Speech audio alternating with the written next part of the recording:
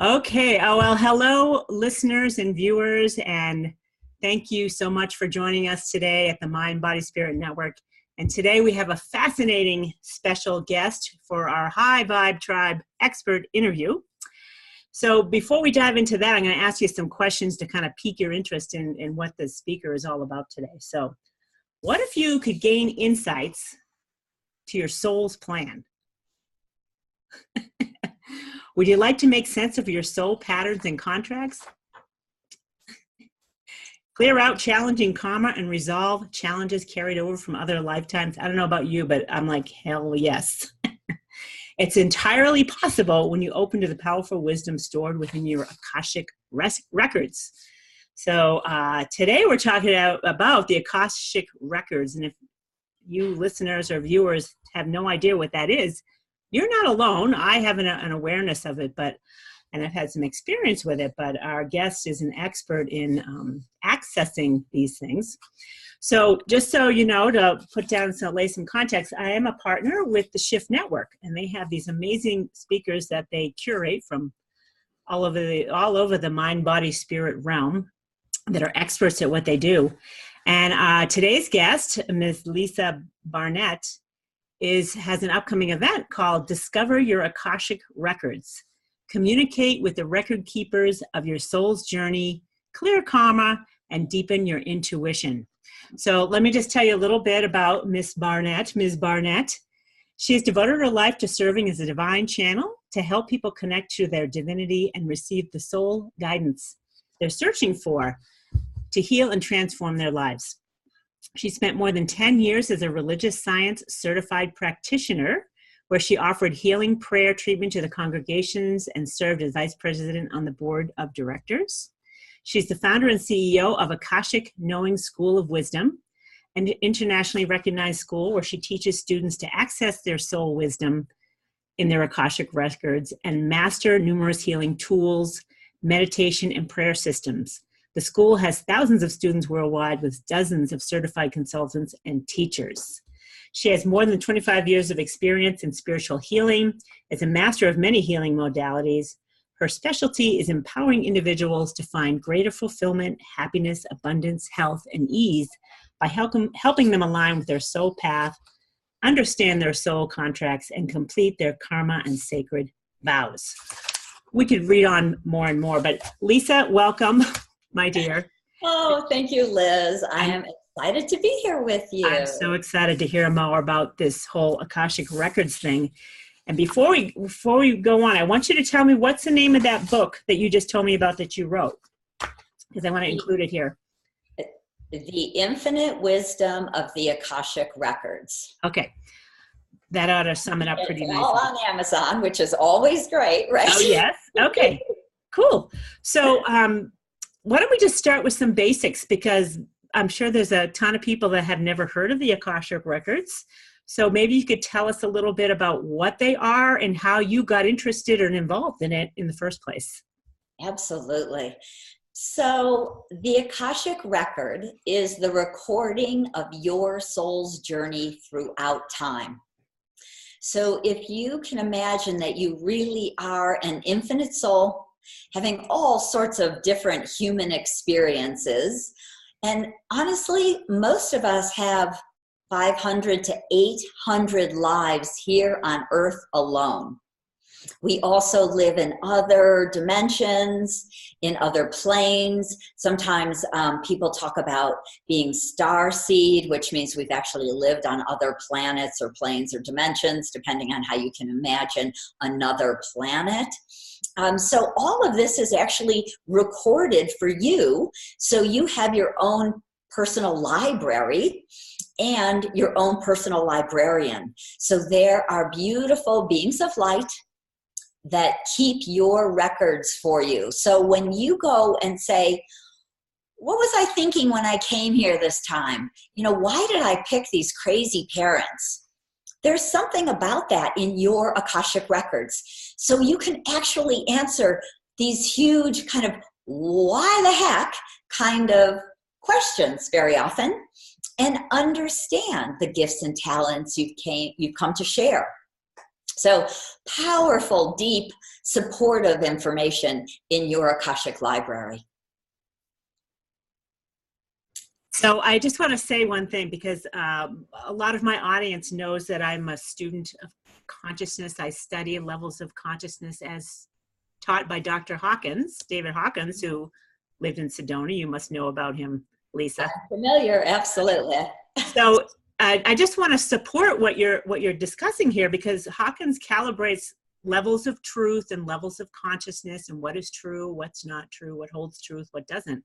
And he often brings up the fact that everything we've ever thought, said, believed, have been throughout eternity is recorded. So this kind of relates to, this is kind of like, puts it into context. It's like, oh yeah, so where is it? Where is it recorded? So I just wanted to throw that one into the loop. So go ahead. Yeah, thank you. Yeah, I actually spent a week, went to a weekend workshop with David Hawkins, and just the highest vibrational human. He was so awake. It was phenomenal. It was very, very beautiful to get to. So you were super sensitive to his presence then? I understand everyone is. You can't help but be super sensitive to him. Yeah. Very, very beautiful, very conscious, very awake. Really, he was an enlightened soul embodied. Yes, it was. So yeah, we often, the Akashic records, or this recording of your soul's journey, is sometimes talked about as the book of life. And so we believe that in different sorts of spiritual or religious scriptures where they've talked about the book of life, that they're really referring to this recording of your soul's journey. So it's much more than just, who you were in a past life. Because again, if you just imagine you've already had 600 lives here on earth, it's not, was I a king or a queen or somebody I know? Was I a famous someone?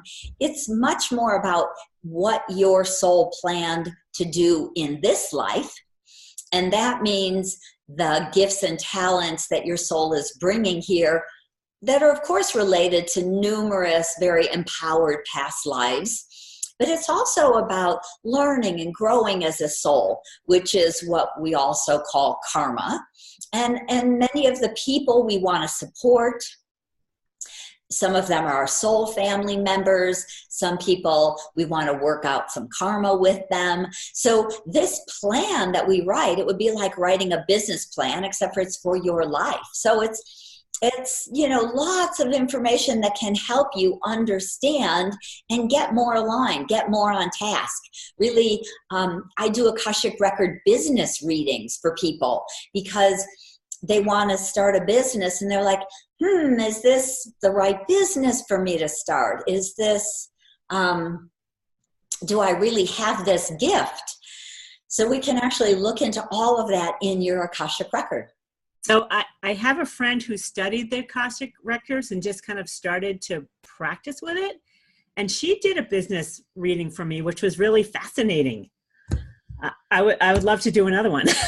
But super interesting. It can cover any topic, not just spiritual stuff necessarily, but even relationships. Oh, absolutely. I would say that probably at least half, or if not more, of the Akashic readings I do, because I still do Akashic record readings and I do healings. That's a very important part to me, is to clear that stuck energy. But, people say, do I have a soul contract with my spouse? Why did I pick this family? Was there something to learn? Is that contract complete? And again, often with our family of origin, there is some karma attached. If you had a challenging family, and I know so many people have parents who were not conscious, maybe there was some sort of alcohol or drugs involved, or some form of abuse or neglect, or, narcissism. I mean, right? Not many of us had the perfect parent, I have to say, though I did. I'm very lucky. Nice. What are you looking up for? Are they looking Well, Mom's up there. My mother crossed 20 years ago, but my father just turned 90. And I always say I partly picked him. He's very awake. He's very conscious. And interestingly, the family lineage, the ancestral genetic lineage, are Cohens. So the spiritual leaders in the Hebrew tradition, the name is Cohen. And so I was born into the family of Cohens, even though I wasn't raised classically Jewish. That's the energy that really, and that lineage, right? Because that's a whole long family lineage. So we often will pick a family because of information that's in that ancestral lineage, such as being a Cohen, being a spiritual leader and teacher, or, sometimes we'll pick an ancestral lineage because we actually have been in that lineage. You might be your great-great-great-grandmother. Right. I have got a feeling about that, Lisa, that we could be like, just like a joke. There's like this, everyone wants to win the lot. Not everyone, but, people want to win the lottery and whatever. And there's a song by Alanis Morissette that says you win the lottery and you die the next day. And then I'm like, well, maybe I could come back and inherit that as a trust funder. Just for fun. I mean, that's like total absolutely possibility, yes. Right? Yes, it is. It is not unusual to see something like maybe a child that you had that maybe crossed early come back as a grandchild from another one of your children. Right? Yes. Not so unusual for people to stay in a family lineage that they really resonate with. Now, of course, that would tend to be the families that are more of our soul family members. Yeah. Right. So these are people that we've been with for a very long time. So soul family is another kind of topic that people are interested in, because when we individuate from source, we are born with a little, in a little basket. Just if you imagine, like when you go to kindergarten or maybe you go to preschool, there's maybe 20 little kids and they go through kindergarten and first grade all the way through 8th grade together, even maybe through high school. Yeah. All those same kids all of your life, that's like your soul family. Really? Yeah. Is that a metaphor or it really is? People that you started off are... No, it really is. Oh, cool. So we travel around with the same group because we're learning and growing together. So we're in this same kind of place consciously, usually. Yeah. And then the other interesting piece is that as souls, we start out as these really huge souls. And so often as we travel through time, not that there really is time, but when we start to individuate from just spirit into bodies, we actually will break into smaller pieces. You know how people talk about a soulmate, and the idea with a soulmate is a soul broke into 2 pieces and now you're looking for your other half. Right. Well, actually the truth is that your soul may have broken into 10 parts or 100 parts.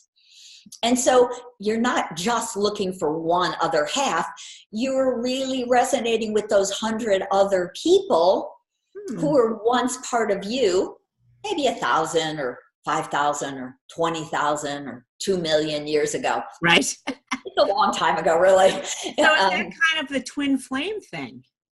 Yeah. Or is it one and the same? Because it's not just 2 as a rule. Right. So you feel it when you find one, because even 100 out of 7 billion people, and not all 100 are going to be on the earth at this time. Right. So if you find one in your life, you feel it. Oh, yeah. I've had that experience. Yeah. It was pretty. It was amazing, but it was a little, I've encountered the power of spirit, and I didn't know how to handle it. So it was a little bit of a problem for me. Oh, interesting. Yes. Yeah. And so like even a twin flame, my best girlfriend is a twin flame. She and I were once one probably of 1,000 we're 1/1000th of that bigger soul. Oh. And she is the godmother to my twin daughters. So Oh. that's interesting, right? Super interesting. I have twins also, identical twins. So that's one that splits into two. And are they Geminis by chance? No, but my son is a Gemini. Okay. I have a singleton's boy, and my identical twin girls are Aquarians, but he is a Gemini. So I always thought, it's also kind of serendipitous or ironic or just downright crazy. But to me, this is the way the record keepers say, these are the fun ways to kind of teach you or, share different kinds of information or wisdom with us. So, right. Okay. So, humans want to know, are they on the right path, right? But there must be purpose to not knowing too. Is that true? Or yeah, oh, absolutely. I mean, you can't give away the farm and not get out of it what you came here to get out of something, regardless of how trying it may be. Right. So we come as souls to learn and grow. So part of the growth is about figuring it out and often doing it differently. And that's the karmic pattern. That's the karmic piece. Aye. If every time you come in to Earth and you have a challenge, you bail, right? You can be like, oh, this relationship's too hard, I'm out of here. Or maybe you start drinking and so you become an alcoholic. Or you contract some sort of illness because you're so miserable, you want to leave, and your spirit's like, okay, well, we can get sick and die, right?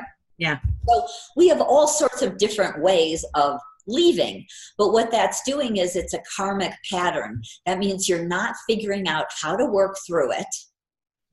You're not figuring out how to be compassionate, how to forgive, and how to move on with grace. And that is truly one of the biggest human lessons we're coming to learn. So we take, probably many, at least 100 or more lifetimes to figure this out. What's the hurry? So I said I keep, right? here forever. What else are we going to do? Well, we do hit a point here after 600, 800 lives where we're very awake, where we really have learned what we've come to learn. And then we have choices. We might go and kind of become an ascended master type of soul who actually helps from the other side of the veil. We might come back by choice as a more awakened soul. But often, even in that way, we still have to go through some of the kind of waking up piece. We're, well, I'll tell you my funny story because you actually did say, how did you get into this? Right. So when I was 3 years old, I was trying to tell my mother something. And if you've been around 2 and 3 year olds, they don't have a really vast vocabulary, right? So I always say I was probably trying to tell her I didn't like whatever it was she was cooking for dinner. but it was like my memory is looking at my hands and thinking, I'm trapped in a body. And just this like, oh my God. And I said, I want to go back. I want to go home. Poor mom. She was like, Did she think she had a goofy daughter? A little. I mean, she was always so sweet. She'd always be like, you are home, dear, right? Yes. I'm like, no, I'm not. Let me just tell you, this is not home. Because I could remember being an etheric soul. I could remember communicating with these other souls with just this kind of telepathic energy share that didn't take all these words. So did you forget that? Or did you always remember that and take it with you throughout life?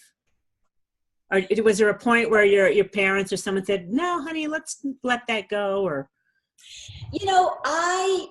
I probably forgot for a while in those early kind of years, 5, 6, 7, 8. But I woke back up again when I was about 13, and I was like, damn it, I'm in a body again, right? It was like that same crazy epiphany. And, and I actually remember I was looking in the mirror, and it's kind of like if you ever look yourself really deeply in the eyes in the mirror, it can be really kind of creepy, because it does this whole thing, or to me it does. I don't know what other people feel, but that's how I feel, right? Yeah. So it triggered me again, and so I started to study. And I was lucky that I was, at that point, I think it was 1969, and I was living in San Francisco, California. Ooh, hippie doo-dah day. Right? Yeah.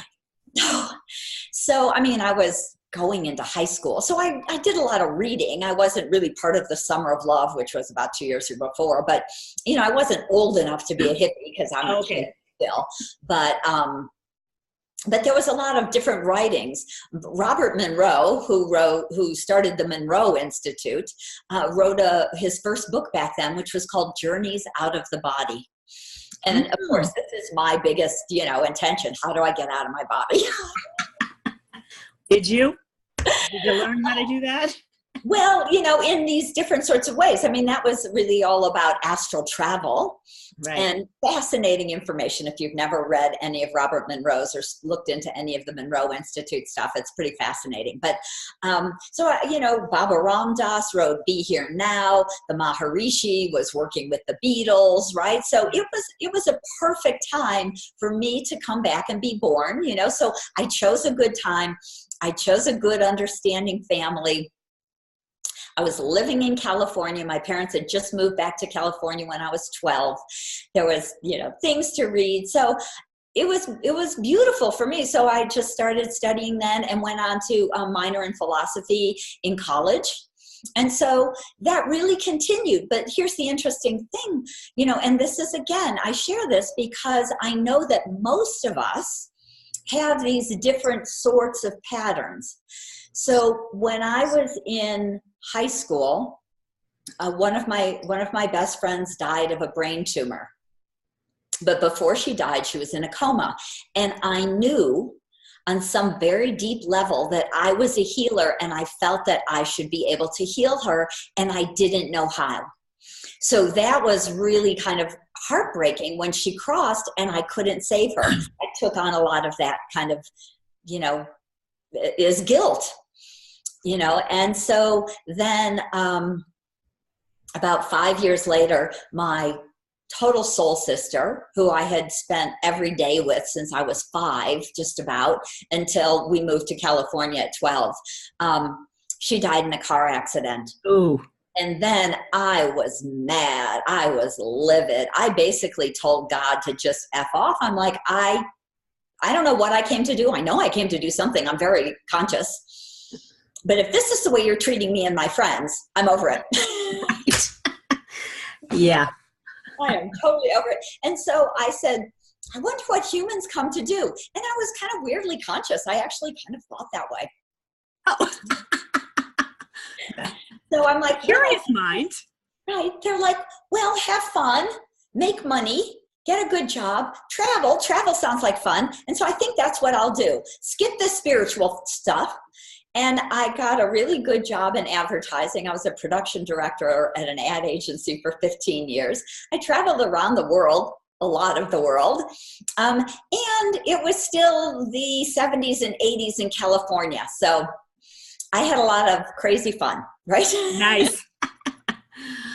All right. So I know we've got the tree guys coming. So we got to, right. I do want to talk about your upcoming course and talk about some of the key points of so Lisa's upcoming course is called, again, hold on, Discover Your Akashic Records, Communicate with the Record Keepers of Your Soul's Journey, Clear Karma, and Deepen Your Intuition. So she's got a free online event that's going to introduce you to all of this stuff. And maybe you could talk a little bit about that event, Lisa. And then maybe, it leads into is it a 7-week course, or what's the course that you're offering? 7-week course. Nice. Cool. So if you could talk a little bit about this event, and we'll have links to it so you guys, it's happening, you're going to have through June 19th, I think, to have access to the recording. So if you miss it, she'll come around again, and we'll have links to her website, and there's other ways you can connect with Lisa. But for now, we're going to talk about this event, and go ahead, Lisa, and tell us what the freebie is about. Yeah. So June 1st is going to be the first event. If you can be there on that Saturday, that's always fun. So I really will, again, talk a lot about what the Akashic Records are and how they can support you and help you transform your life. Because what happened for me many, many years ago, the record keepers asked a couple of different things of me. They said, would you please help us bring this ancient, powerful wisdom back to the planet? The Akashic energy had been pulled away from Earth back in the Dark Ages about 1,000 years ago. And they said, it is time, really with the dawning of the age of Aquarius, for people to have this amazing empowerment tool. This is your birthright, to be able to talk to your record keepers, to understand your soul's plan, and to heal and clear a lot of your old karma, understand your soul contracts. So that's what I teach you in the 7-week workshop. I teach you how to open your own Akashic records, to converse with your personal Akashic record keepers and librarians. And I teach you tools to clear karma, to understand your soul contracts, to understand the vows that we've made in different lifetimes that can really keep us stuck. So in the event, I'll do a lovely guided visualization where I'll take you with me energetically into the Akashic Records, and you can bathe in the river of forgiveness, and you can reclaim one of your past life talents and gifts. So we'll have an experience of that, a nice, it's about a 10-minute guided visualization. And I'll certainly talk a little bit more specifically about the course itself, you know, how we go through it. But the record keepers have given us, given me specifically, a 5-step wisdom prayer system. So you don't have to meditate for 20 years to access your records. You don't even have to be good at meditating at all. Okay, good. I know that would be an obstacle for some. Right? Absolutely. Because they've given me vibrational keys in the form of sacred prayers to open your record. So literally by reading one of these vibrational keys or this sacred prayer, it shifts you energetically from here to your records. And it's amazing and very powerful. And so, so quick question, do people, you know, in the audience need to have any particular, extrasensory perception gifts or not? You know, you don't really have to. To me, it's what the record keepers have said is that you just need to really have that calling, have that desire, you know, be on somewhat of a spiritual path, so you're right. You know, more conscious than your average muggle out there in the world, right? And I know if you're watching or listening to this, you already are that. Yes. And here's one of the very cool things. In the first session, I'm going to do about a 40-minute healing session for everyone who joins the class. This is not in the free live one. This is in the course, the first session of the 7-week course. Yep. I'm going to do a healing on everybody to open their clairvoyance, their clairaudience, so they can hear better, your heart, your claircognizance. So I actually do healing on the group that's part of the class. And then if they join, they can receive that also as a downloadable MP3. So it's something you could do again and again and again. So clearing layer after layer after layer, which is, you know, really normal for us to need to do. Yeah. So I don't know if I mentioned it in your bio, but you are an energy healer. I mean, that by practice, right? Yeah. So it's a nice little bonus that you're kind of weaving into the course, which is nice to put all these different modalities together. And so So we just have a few more minutes here, Lisa. And I wanted to get back to the clearing karma thing because people are kind of that and the soul contract thing. Because when I first heard about soul contracts, I'm like, I don't want any contracts. I want to be free to create and be and do what I came here to do. I don't want to fulfill some contract. What's that all about? Well, here's an interesting thing is that, so if say I did a reading for you and we asked in your Akashic records, not everyone writes a lot of soul contracts. Some of us have come to be much more the divine wisdom keepers, to be divine feminine, to really bring forward right now. There's a huge, bigger soul contract to empower the divine feminine, the feminine, to bring the feminine and masculine back into balance, because masculine's been so powerful for the last 2,000-3,000 years, and women have been kind of the underdogs, the doormat. So it's important they become balanced. We're not going the other direction, but it's the balance. So there's so many women on the planet who have come to be the divine feminine and to share that with the world in so many ways. And for some of us, that means marrying and having kids and being like the divine feminine mother. And some of us don't. We'd rather just be on our spiritual path and be the mother of many instead of the mother of one or two.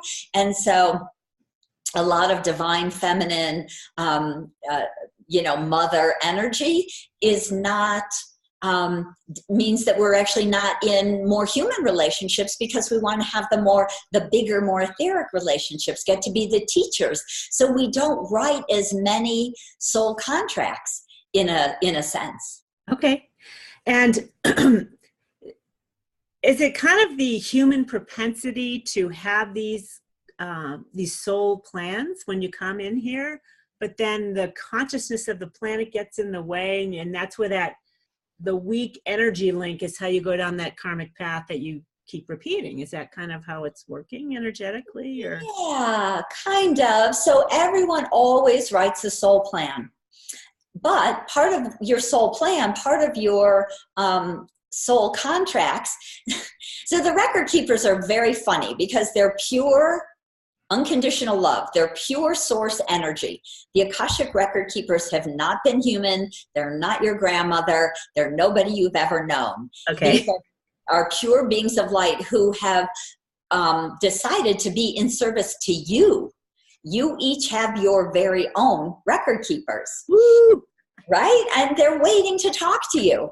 So it's like, you have these guides and they're hanging out like, I wish I could help you, but you need to ask for help, right? Access this information. This is why they say this is your birthright. Learn to talk to your record keepers, because it can be really specific information. But so we say, I've been stuck in this karmic pattern. So for one person, I use the example of kind of jumping out of relationship, whether you just leave or you become an alcoholic or you die. I mean, you're jumping out of that story. You're not finishing or learning, to the end. And so you might say, I've been doing this again and again and again. I can't figure it out. Why don't you, this soul I'm making a contract with, why don't you do that for me so I can see what it feels like and come to understand it in a different way? Ah, thank you for that. Yeah. So that's interesting. Yes, right? So we can say, oh gosh, I get that. I now see what that feels like.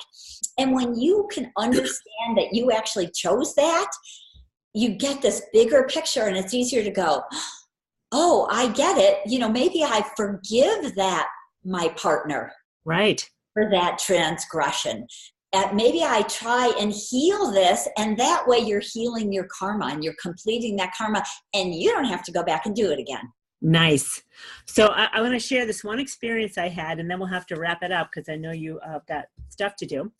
But I met, according to a spiritual healer I worked with, who would say, like, everyone thinks they've met this twin flame when they haven't. It's a different kind of energetic connection. And she wouldn't be quick to say that to anybody.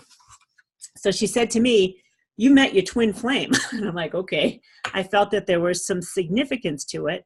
And then I had a horrific experience, a quantum spiritual awakening that I think about it now. It's like I have a propensity to want to be in spirit, but I don't have the wherewithal, the foundation to handle the power of it because it's whatever.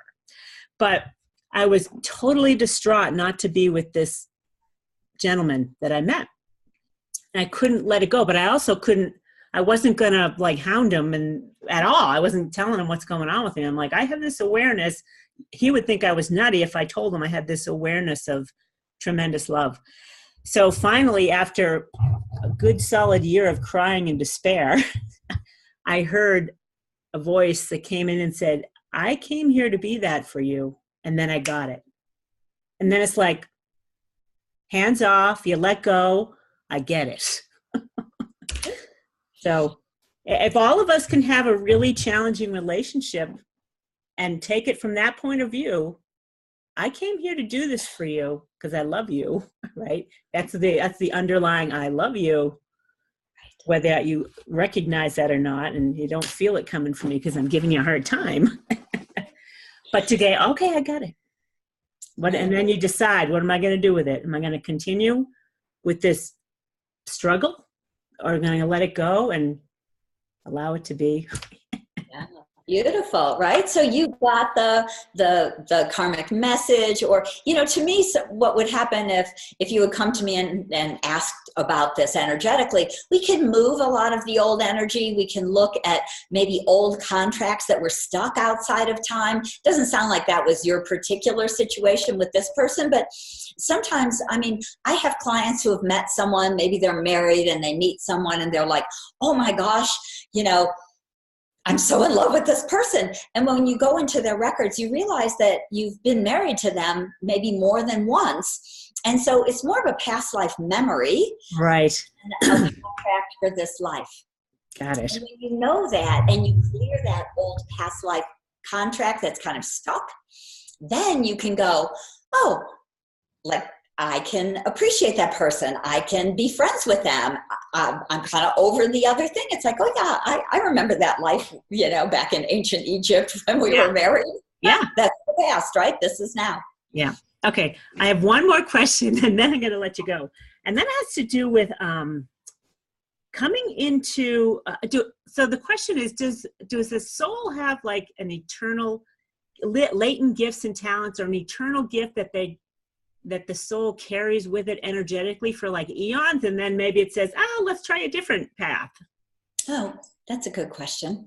So this is the way the record keepers explain kind of this whole big soul purpose idea. So often people are like, what's my purpose? And you have multiple purposes. You have more than one gift. Right. So what I realized for me, right, when I woke up at 3, it was about communication. One of my biggest purposes is to be a communicator. And that, of course, shows up in all sorts of different ways. It shows up exactly in this way. I've written 2 books.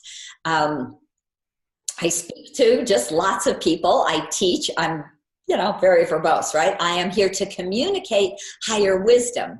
So that also means that part of my soul purpose or gifts is as a sage, which is, again, kind of the idea of sharing higher wisdom.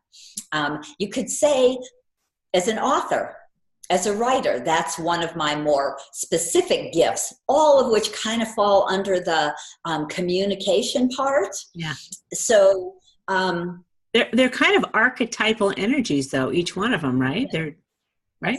They absolutely are. And this is the way I find the record keepers often explain our purpose, is more in these kind of archetypical sorts of patterns.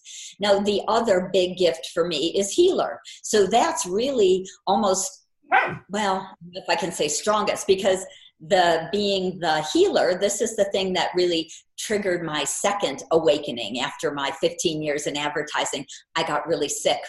Oh. And I realized I was way off path, right? I was not really here to do corporate work and to have so much fun. Anyway. Have so much fun in a different way, right? Yeah, right, exactly. So that came through as you're a healer. You came to be a healer. And so when the record keeper said, will you help us bring the Akashic records back to Earth? And we want you to teach people to heal through the Akashic records. Because most people who read the records, I would say, read the records and they give you information. And I've had many clients come to me who said, I had a reading and I was told something traumatic, and, you know, maybe I was killed as a witch, or I killed somebody, like, oh my God, what am I going to do about that? I'm like, you know, it's like, oh, let's clear that old energy. We can clear those old contracts. We can let those, energetic blocks that are showing up in your physical body and your life in that sort of way, we can clear them. So you don't feel it anymore. You might remember it, but it's not like that panicky feeling like, oh my God, I got killed, right? Or I killed somebody, like I'm a terrible person, like all that kind of stuff. So we can let that go. So that was their big point, was to be able to use the records and get the information, and then to release and clear these blocks, and to really be able to move forward with greater ease and grace. Nice. So that's a lot of what I teach and why I teach it. But the way the record keepers have explained it in the past is that they would say, if you imagine you have a jewelry box, and in that jewelry box are 12 pearl necklaces. And each pearl necklace kind of represents a talent or a gift. So one of those necklaces with all the lives as the pearls are lives where I was successful at that. So these are all the successful lives of being, say, a writer. So when I went to write my first book, I went back into my Akashic records and I kept asking to show me past lives in which I was a successful author, in which I could write with ease, in which I knew what I was doing, in which I was published, right? So lots of aspects of being a writer, and you can reclaim that energy from the past and bring it into the present. It's like, you know, kind of soul retrieval. It's, to me, the Akashic version of soul retrieval. We're clearing the pain and trauma so we can retrieve that beautiful piece of our soul, that learning and that memory. So, you know, I worked really hard to get that pearl necklace nice and clean so I could wear it, right? And use it so I could write with ease. And so now, like I say, I've written 2 books and I'm planning on starting my 3rd this summer. But so I have a healer necklace and a mother necklace and an author necklace and a speaker necklace and a teacher necklace, right? Nice. So we bring different ones to Earth at different times. Okay. Well, that's such good stuff to know. And I know every one of us would like sign up. Well, not everyone. I'm speaking for myself. It's like, I want an Akashic reading first, and then I'd love to understand how to access it for myself. I love that you're teaching that. And it's an unusual type of course, but I'm glad we're here today to introduce it to a lot more people. And yeah, well, let me tell you one more thing, though, as you say that. One of my bonuses in the course is to give my students a 25% discount on an Akashic record reading and healing session with me. Nice. You know, if you want to do them both. Thank you. That's worth it, right? Well, the whole thing is going to be worth it. I know you're going to be a fun teacher to be with, and you're going to bring through some seriously healing energies, and karmic clearings is a good idea. So thank you, everyone, for listening in today. Lisa, thank you so much for joining us. Best of luck on the launch of your Shift Network class. Thank you. And if you're watching us on YouTube, please subscribe to the channel, share it around. The other day, I was interviewing David Crow, who's a plant medicine pioneer. And I'm like, hey, well, you can listen in every week and subscribe to the podcast if you're listening there as well. Or you can, just binge watch the whole thing. Start binge listening and binge watching YouTube, which we do anyway. So there'll be a link to sign up for Lisa's class if you're listening into this through June 19th of 2019, which happens to be my birthday, June 19th. And I'll also share Lisa's website is akashicknowing.com, so you can connect with her for readings and classes and speaking engagements or whatever, however you want to communicate with her. She'll communicate right back. That's her life. She's good at that. Expect an email back. So thank you everyone for joining us again today, and for the Mind Body Spirit Network's High Vibe Tribe expert interview.